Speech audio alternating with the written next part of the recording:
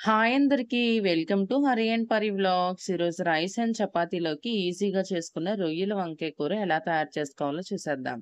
Stove on చేసి కడాయి పెట్టి oil వేసి ఆయిల్ మరిగాక 3 స్మాల్ సైజ్ ఆనియన్స్ అండ్ 2 పచ్చిమిర్చి వేసి ఫ్రై చేసుకోవాలి. ఆనియన్స్ ఫ్రై అయ్యాక ఒక పెద్ద సైజ్ టమాటో ప్యూరీ చేసుకొని వేసుకోవాలి.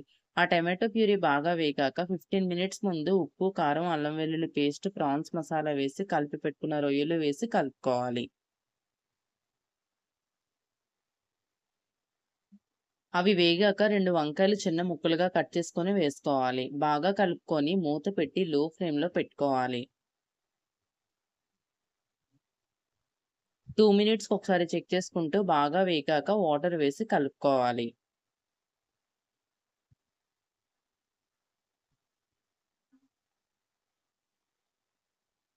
రొయ్య బాగా ఉడికి కూర దగ్గరికయ్యే టైంలో కొత్తిమీర వేసి స్టవ్ ఆఫ్ చేసుకోవాలి. అంతే, సింపుల్ అండ్ టేస్టీ రొయ్యల వంకాయ కూర రెడీ.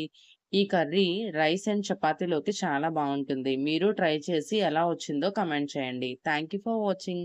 ఇలాంటి మరిన్ని రెసిపీస్ కోసం సబ్స్క్రైబ్ టు హరి అండ్ పరి వ్లాగ్స్.